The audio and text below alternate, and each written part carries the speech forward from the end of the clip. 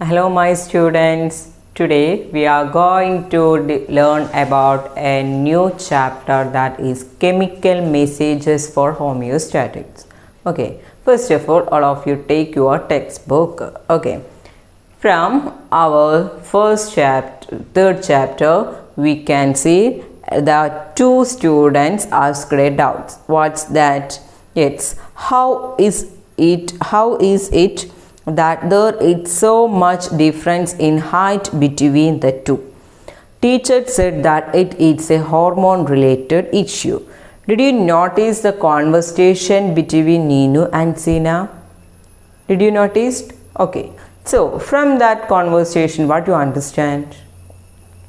What about hormones? Do you hear about hormones? Hear about hormones? Yes. Hormones are the chemical messengers that regulate the cellular activities. So hormones in the process വഴി നമുക്ക് ഒരുപാട് difference കാണാൻ പറ്റുന്നുണ്ട് ഇൻഡിവിജ്വൽസിൽ. Okay, and which are the hormones you know? നിങ്ങൾക്ക് ഏതൊക്കെ ഹോർമോൺസിൻ്റെ names അറിയാം? It's adrenaline, insulin, thyroxine, etc. There are different types of hormones present in human body. So നമ്മൾ ഈ ചാപ്റ്ററിൽ ഹോർമോൺസ് എന്താണ് and what are there functions അതൊക്കെയാണ് നമ്മൾ മെയിനായിട്ട് ഡിസ്കസ് ചെയ്യുന്നത്. Okay, so first the endocrine system is an organ system that control and coordinate all activities in the body. So in our body, the endocrine system, it's an organ system which control and coordinate all activities. Okay, the system include endocrine gland and their secretions called hormones. So in endocrine gland, in endocrine system, and it include endocrine gland and their secretions. The secretions is known as hormones, and hormones are the chemical messengers that regulate the cellular activities. Okay, endocrine gland do not have a particular duct to carry hormones to various tissue. So in endocrine gland they do not have a particular ducts to carry hormones to various tissues. Okay, hence they are known as ductless gland. അതുകൊണ്ട് തന്നെ endocrine glandനെ ductless gland എന്നാണ് വിളിക്കുന്നത്. What's the reason? Yes, they do not have a particular duct to carry hormones to various tissues, and also they are known as, hence they are known as ductless gland. Hormones are transported through blood. So അവക്കൊരു particular ducts ഇല്ല, പക്ഷേ അതുകൊണ്ട് തന്നെ അതിനെ ductless gland എന്നാണ് വിളിക്കുന്നത്. But the hormones are transported through blood.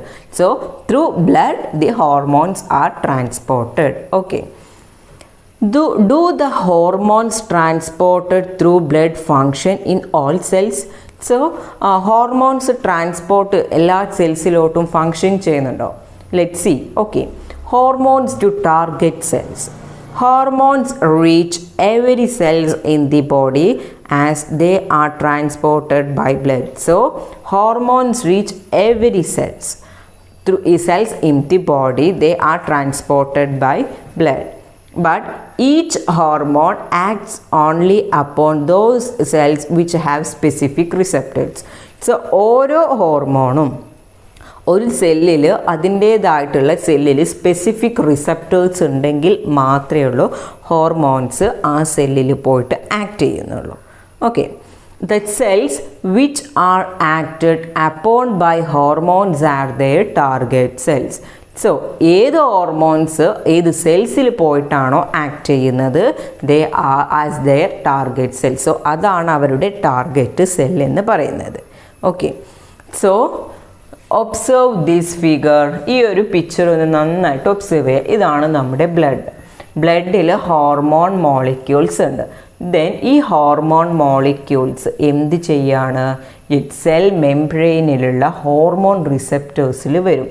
Then hormone molecule in the receptor of cell membrane. Cell മെംബ്രെയിനിൽ hormone molecules വരുന്നുണ്ട്. ഓക്കെ, നമുക്കൊന്ന് നോക്കാം.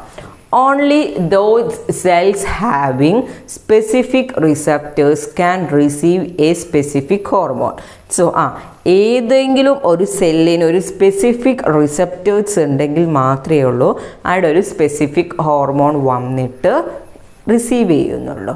Okay, each hormone molecules bind with the receptor. So എവിടെയൊക്കെയാണോ specific receptors ഉള്ളത് അവിടെയൊക്കെ വന്ന് ഓരോ hormone molecules bind ചെയ്യും to form a hormone receptor complex.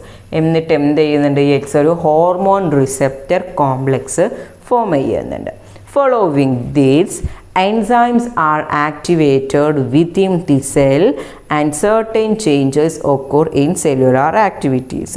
So അവിടെ ഒരു ഹോർമോൺ റിസപ്റ്റർ കോംപ്ലക്സ് ഫോം ചെയ്യുന്നത് കൊണ്ട് തന്നെ enzymes are activated within the cell. സെല്ലിൻ്റെ ഉള്ളിലുള്ള എൻസൈംസ് ആക്ടിവേറ്റ് ചെയ്തപ്പെട്ടിട്ട് certain changes occur in cellular activities. So cellular ആക്ടിവിറ്റീസിൽ certain changes occur ചെയ്യുന്നുണ്ട്. Okay, so there are 3 questions are here. The first one is target cells. What do you mean by target cells? Yes, each hormone acts only upon those cells which have a specific receptors. The cells which are act upon hormones are their target cells. ഓരോ സെൽസിനും specific receptors ഉണ്ടായിരിക്കും. ഈ specific receptors ഉള്ളിടത്തെല്ലാം hormones പോയി bind ചെയ്യുക and അതാണ് അവരുടെ target cells. Okay, and the next one, formation of hormone receptor complex. എങ്ങനെയാണ് hormone receptor complex form ചെയ്യുന്നത്? Yes, only those cells have a specific receptors can receive a specific hormone. Each hormone molecules bind with the receptor to form a hormone receptor complex. And the third question, influence of hormone in target cells. എങ്ങനെയാണ് influence ചെയ്യുന്നത്? Enzymes activate ചെയ്യുന്നുണ്ട് within the cell and certain changes occur in cellular activities. Okay, so ഈ 3 ക്വസ്റ്റ്യൻസും നോട്ട്സിലോട്ട് എഴുതിയിട്ട് answer എഴുതുക. Okay, and the next one is after digestion. You have learn that glucose molecules formed as a result of digestion get absorbed into blood gets. After digestion glucose molecule form ചെയ്യുന്നുണ്ട് and they get absorbed into blood. Thus, glucose molecules must reach cells to produce energy. So, ഈ glucose molecules എന്ത് ചെയ്യുന്നുണ്ട്? It reaches the cells. സെൽസിലോട്ട് എത്തിയിട്ട് they produce energy. And the gland called pancreas plays a major role in this activity. So, pancreas എന്ന് പറയുന്ന ഗ്ലാൻഡിനാണ് ഇതിൽ major role ഉള്ളത്. Okay, so നമുക്ക് എന്താണ് ആ പാൻക്രിയാസിൻ്റെ റോൾ എന്താണെന്ന് നോക്കാം. Pancreas is the gland that is connected to the duodenum, the continuation of the stomach. It's from the 9th standard നമ്മൾ ഡീറ്റെയിൽ ആയിട്ട് പഠിച്ചിട്ടുണ്ട് പാൻക്രിയാസ് എന്തൊക്കെയാണ് ഡൈജഷൻ പ്രോസസ്സിൽ പാൻക്രിയാസിൻ്റെ ഫങ്ഷനിങ് എന്താ. സോ പാൻക്രിയാസ് എന്താണ്? ഒരു gland that is connected to duodenum and it is the continuation of stomach. From the picture we can understood. The beta cells in the cell cluster of this gland called islets of Langerhans. So, നമ്മുടെ പാൻക്രിയാസിൽ എന്ത് കാണപ്പെടുന്നുണ്ട്? Alpha cells and beta cells. So ആ beta സെല്ലിൻ്റെ that cluster of this gland, ആ ഒരു beta സെല്ലിൻ്റെ ക്ലസ്റ്ററിന് വിളിക്കുന്ന പേരാണ് islets of Langerhans. Produce the hormone insulin and alpha cells produce the hormone glucagon. So, islets of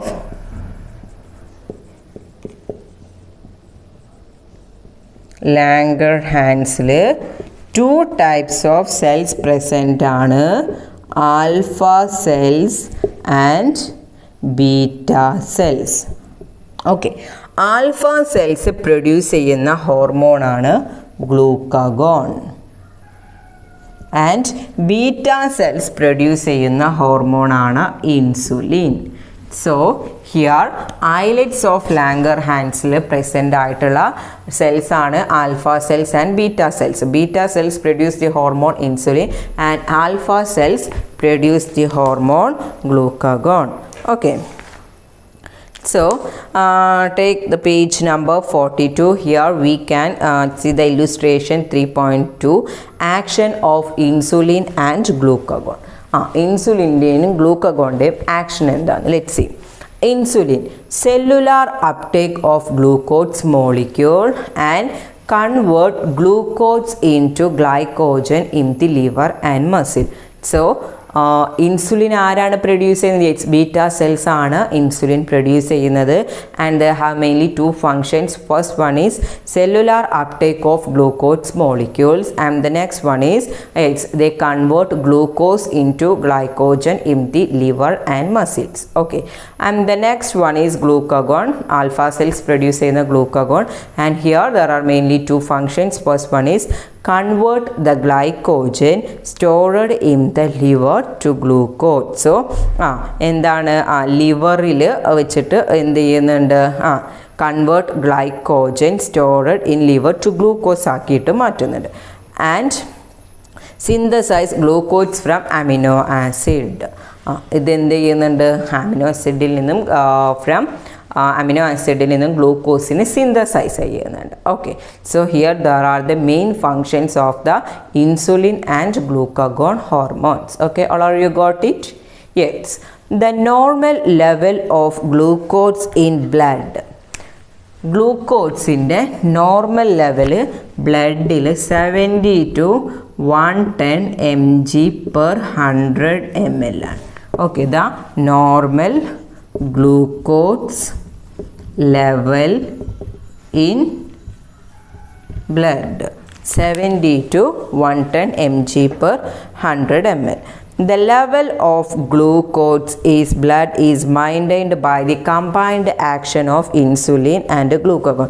So നമ്മുടെ ഒക്കെ ഗ്ലൂക്കോസിൻ്റെ ഒരു അളവ് കറക്റ്റ് ചെയ്യണമെങ്കിൽ ഇറ്റ്സ് ഇൻസുലിൻ ആൻഡ് ഗ്ലൂക്കഗോൺ എന്ന ഹോർമോൺസിൻ്റെ കമ്പൈൻഡ് ആക്ഷൻസ് വഴിയാണ്.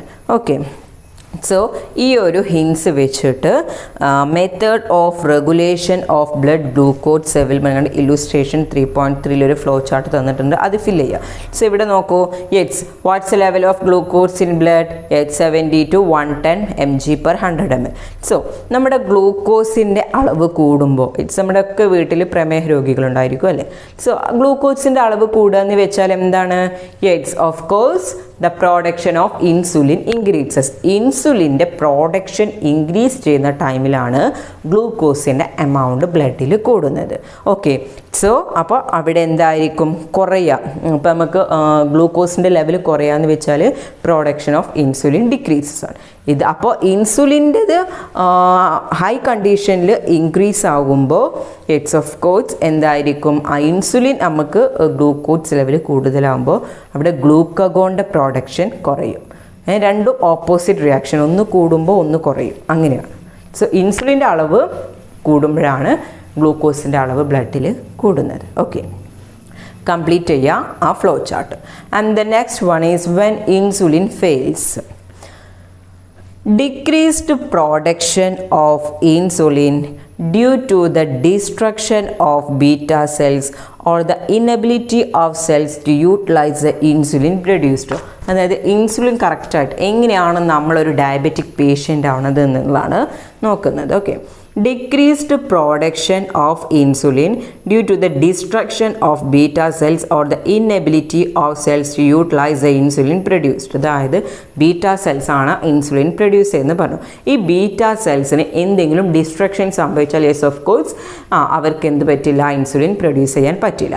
And the inability of cells to utilize the insulin produce. അതേപോലെ തന്നെ സെൽസിന് beta cells produce ചെയ്യുന്ന ഇൻസുലിന് എന്താ പറയുക? ഇന്നബിലിറ്റി ടു യൂട്ടിലൈസ്, അതിനെ യൂട്ടിലൈസ് ചെയ്യാൻ കഴിയാതൊരു സിറ്റുവേഷൻ വരിക.